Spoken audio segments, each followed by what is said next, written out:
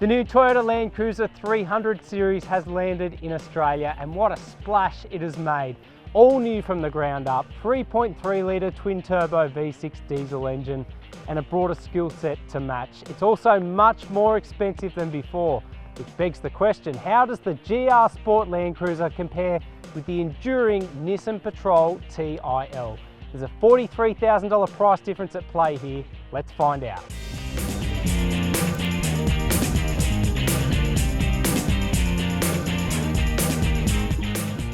The LandCruiser and Patrol have shared loyal followings over the years and are in extraordinary demand with Australians looking to explore their own backyard.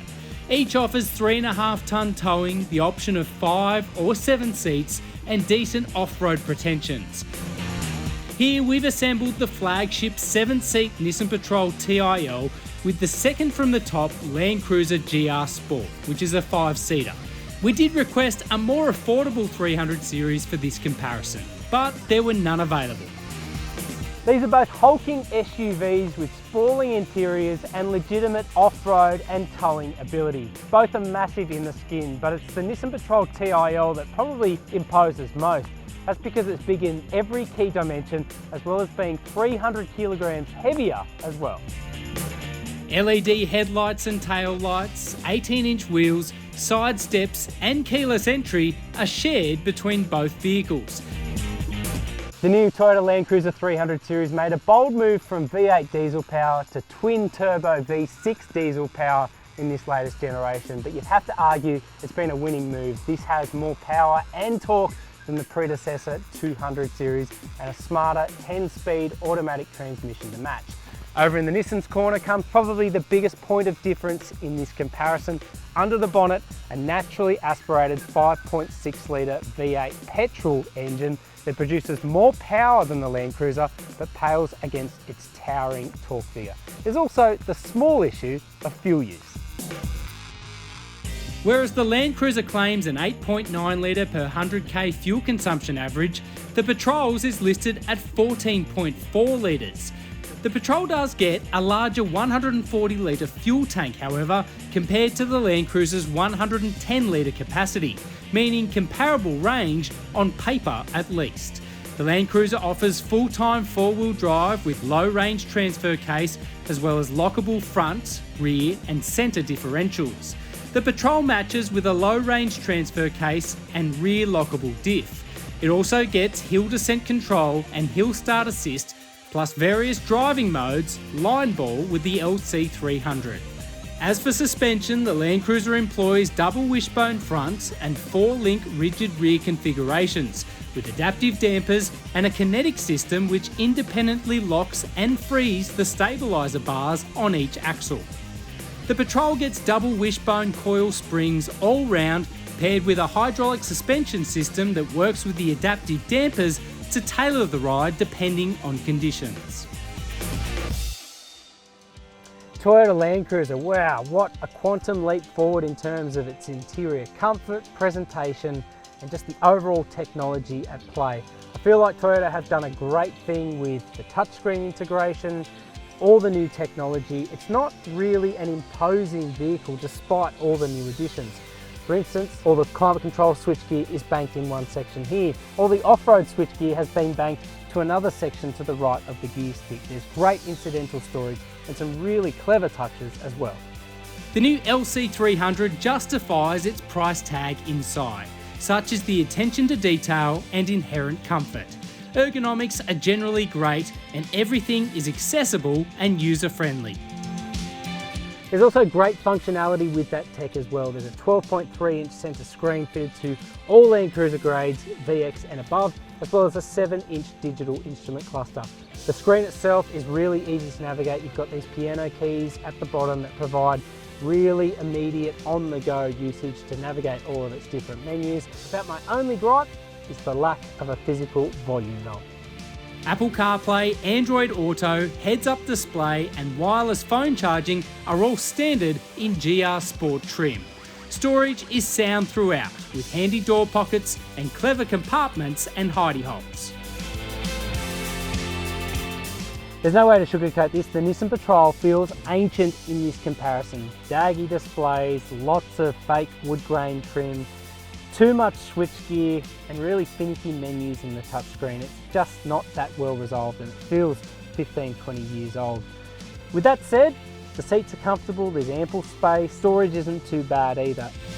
While the fit and finish is strong in the Patrol and it covers all the very basics for equipment, the attention to detail simply isn't there. The infotainment system itself is probably the biggest highlight of the Patrol's age. It's very finicky to operate, not that intuitive, it's a little bit slow, just not that user-friendly. And when I went to plug my phone in before, it said your iPod was connected. That is the age of this system, the age of the software that you're really working with. There's no Apple CarPlay and no Android Auto. It, again, will match Bluetooth, will do the very basics, but not much more. In this company, the Patrol also misses out on a digital radio, head-up display and wireless phone charging, along with many other features. The Patrol isn't quite as well resolved with its storage options either. Again, the basics are covered and space is plentiful, but it's just missing those 1%ers that really make the LandCruiser so impressive. It's another nod to the Toyota, on paper at least, when it comes to safety. 10 airbags versus 6, a more flexible autonomous emergency braking system, the addition of trailer sway control, it even betters the Patrol with the inclusion of a digital speedo. The Patrol does claw back some valuable points for rear seat space, with slightly better proportions on account of its larger overall size. Both vehicles have rear air vents, rear USB ports and interior lighting, but the LandCruiser goes a step further with vents in the rear console and B-pillars, as well as reading lights which conveniently blanket one small part of the cabin. The Patrol features rear screens in this specification, as well as 7 seats, options available on other LandCruiser models. It's a clear win for the Patrol for boot space, even with 7 seats fitted on our test vehicle. The boot area is longer and wider than the LandCruisers, and the wheel arches don't impose as much compromise on space.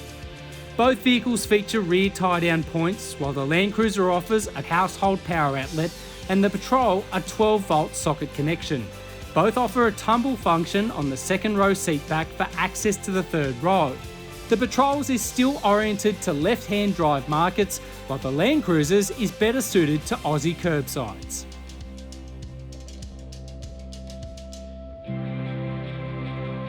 The Toyota LandCruiser 300 series makes a huge step forward on its predecessor.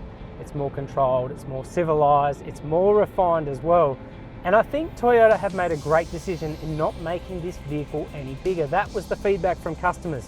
They didn't want a bigger LandCruiser, they just wanted a better version of the existing 200 series. And that is what Toyota has delivered. It feels really manageable, and in this company, it feels just easier to gel with its size, with its proportions, and with its low speed mannerisms as well. It's definitely the easier vehicle to live with. With its full 700 Newton meters on tap from 1600 RPM, the LandCruiser offers excellent transition from rest to around town speeds, while its 10-speed auto is clinical in facilitating overtaking manoeuvres or reaching highway passage. The electro-hydraulic steering fitted to all LandCruiser grades VX and above offers great accuracy, great directness, and it is immune to mid-corner kickback as well. Elsewhere, I just feel like the LandCruiser is better tied down. The structural rigidity in this latest variant is such that there's no shimmying, no flex over bumps. It just feels like a stronger car on the road, and you're way more connected to the bitumen underneath than you ever were before. But even something as mundane as the brake pedal, it now has a really nice consistency in its modulation. The predecessor's one was quite long and cushy.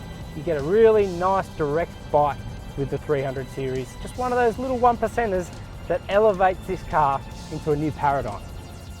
The LandCruiser reaffirms its positioning with a refined and settled ride and excellent suppression of outside noise. It offers 4 outward cameras compared with the Patrol's 2, each offering greater clarity and functionality. Otherwise though, the LandCruiser does everything really well. The diesel engine is a peach. I've said it before, but I'll say it again.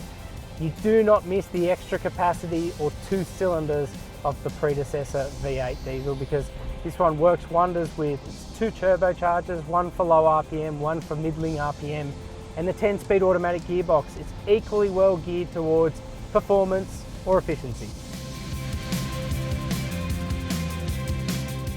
The Nissan Patrol physically feels like a larger vehicle on the road, both in terms of its sheer size and just the way that it deals with things, its regular mannerisms. The steering is a little bit slower, it requires a little bit more input than the Toyota LandCruiser, and it tends to be afflicted more by larger obstacles in the road. If I'm honest, it kind of feels outdated as well. You've got the foot-operated parking brake, cameras that don't quite offer the same level of clarity, and obviously those cabin elements that I spoke about before. You could easily be driving a vehicle from 10 or 15 years ago. Although it boasts an additional 71 kilowatts of power over the LandCruiser, the truth is you have to explore the middle to upper reaches of the Patrol's rev range to really benefit from it. The Nissan 7-speed automatic also feels the slower, less intuitive option in this company. At 100 kilometers an hour, the Nissan's V8 hovers at 1700 RPM, 400 revs higher than the LandCruiser. Tip the Patrol into a corner and you do notice that additional 300 kilograms in heft, both in terms of lateral movement and also pitching and heaving under brakes and acceleration.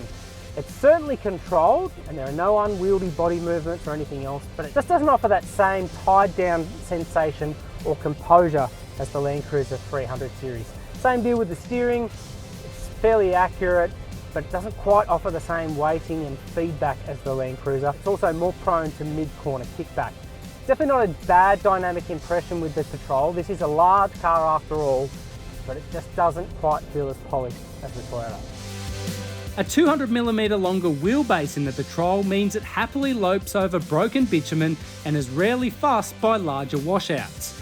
We found it to be marginally more sensitive to bumps than the LandCruiser, owed partially to less structural rigidity. But the truth is, both are comfortable all-day tourers. Overall, the Nissan Patrol is quite a strong proposition in isolation. It's fairly inoffensive. We know that it's a big bus, so yes, it drives accordingly on the road, but it doesn't really do anything that wrong. Unfortunately, the big sore point with the Patrol is probably its petrol engine. I love a V8 as much as the next person, but for me, this engine clearly lacks the immediacy, the efficiency, and the breadth of performance of that new 3.3 litre twin-turbo V6. And unfortunately, the older style gearbox in the Patrol kind of exacerbates the problem because it's slow with its shifts, not as intuitive, won't kick down gears as fast as the LandCruiser, and for that reason, it really does highlight the torque holes with this engine. It needs to rev to make its power. That brings us to arguably one of the most important aspects of this entire test, towing. We've got a 2.8 tonne caravan ready to throw behind both the LandCruiser and the Patrol.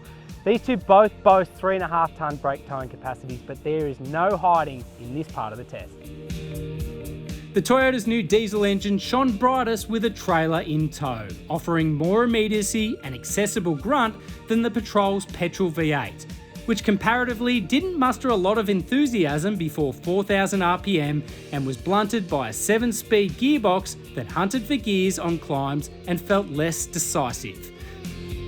The Patrol dropped visibly more in the rear with the caravan attached, taking weight off the front axle and affecting steering feel. By comparison, the LandCruiser feels more connected to the road and offers more stability. As for all-important fuel efficiency, across our 400 kilometre comparison, the LandCruiser averaged 12.5 litres per 100 k's unladen, while the Patrol averaged 15.5 litres, much closer than expected. The Toyota also wins valuable points where servicing is concerned, almost $1,000 cheaper over 3 years. Disappointingly, both vehicles are subject to short 6-month, 10,000 kilometre intervals. A 5-year unlimited kilometre warranty applies to both. There's also the small issue of supply. Order a LandCruiser today and you're likely to be waiting at least 6 months. $40,000 is a heck of a lot of money in anyone's language, and while there is an army of dedicated Nissan Patrol aficionados out there, it is the Toyota LandCruiser 300 series that takes the cake in this comparison. Smarter, safer and swifter in all scenarios, As well as being our preferred towing option, the LandCruiser outclasses the Patrol and asserts itself at the top of the off-road pile.